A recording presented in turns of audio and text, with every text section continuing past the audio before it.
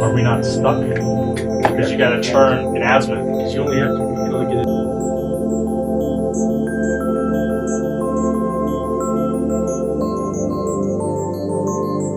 With the tertiary end, you don't have to hook up any cabling other than the defining points, define it. No,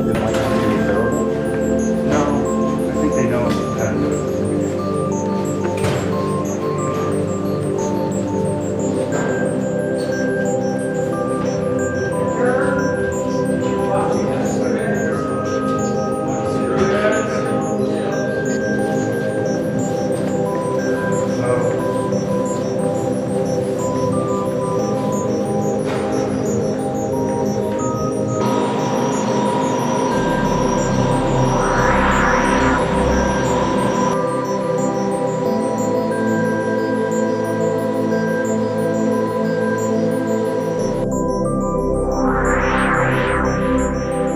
To decouple it from the actuators, we have a jacking system that you can see is the silver tube.